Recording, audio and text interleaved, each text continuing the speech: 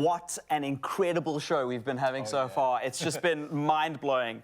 And we're learning so much about all these fake professionals and these digital tricksters that are online and how they're going to affect our lives. They're making headlines over the past couple of weeks, and we've got specialist wellness counselor Blythe Brigg, and she joins us here to explore the minds of fake professionals and try to understand their deceptive behavior and why they do what they do. So welcome to the show. How are you doing? Thank you very much. I'm well, thanks, and yourself? Yeah, we're good. We're learning a lot. I'm getting so shocked by these crazy stories that I'm hearing. I want to dive into the sort of traits and characteristics of these individuals.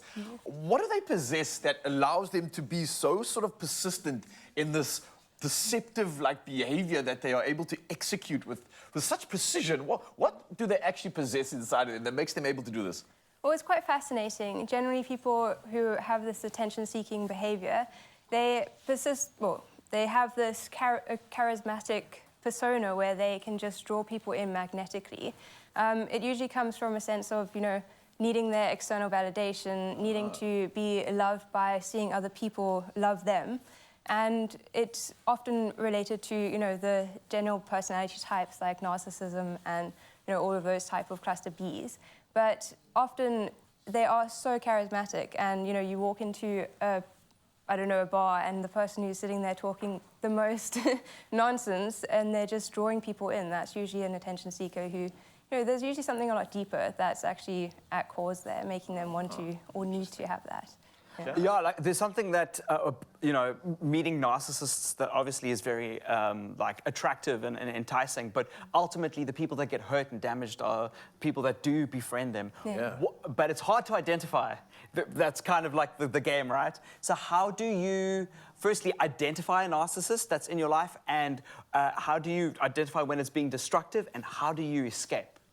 Well, so that's a good question. There's many different kind of cues. Often it's about just recognizing their behavior. Is it persistent? Is it over the top? Is it exaggerated? Are they quite forceful with their behavior? Is it, identifying a fraudster, for instance, if they're saying, okay, if you want this, you need to pay right now, and if you don't pay me by this time, then it's going to be over.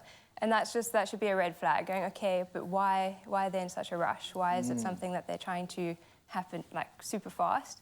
But often it's someone who tries to initially build you up, try to make you feel all the sorts of, love bombing, all those type of things, and then eventually using that against you, making sure that they have you in their grasp, and then asking you to do things, and maybe getting more and more exacerbated by what they're actually asking you to do, and each time you feel like you need to.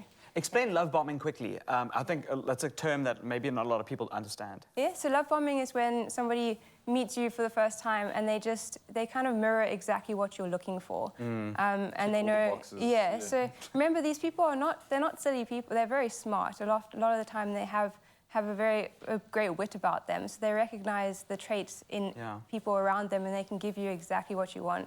Send you flowers if you're somebody who likes that, send you messages all the time, tell you how great you look. Oh, but that sounds great, but what's the flip of that? So it doesn't end there, right? Yeah, the flip of that is that you fall for them. You think, this is such an amazing person, they make me feel so uplifted, I want to be around them all the time. And then they start asking you things, they start using, or they say, you used to be like this, why are you not so great anymore? And because this person initially made you feel that massive extreme of an emotion, you're going to feel the other extreme of that emotion, and you're going to try and paddle to make it back to the other extreme. In that situation, let's play this out. I mean, let's say you happen to become aware of the fact that this is a fraudster or a scammer. And firstly, I want to know, do these people have emotion? Do they have empathy and sympathy? How do we treat them in that instant when we realize, hang on, this is not adding up? I feel like, hey, there's something going on here. What should be our response in that situation? Do you immediately call them out, or do you kind of play a slow game and get them to burn? Well, how do you do this? So ignoring the situation is definitely, it's not the best solution. Some people that might be your automatic response. I'm going to ignore them. I'm not going to give them anything that they're craving. But you've got to remember, there's so many different reasons why someone would do this, and some of those might be because the person is deeply saddened inside and they're looking for something, they're missing something that they really need in their everyday life. So not just handling it with assertiveness, but with empathy as well, trying to figure out what is it that they're lacking in their life and how can we get them to get that in a different way that's more healthy and sustainable to everyone.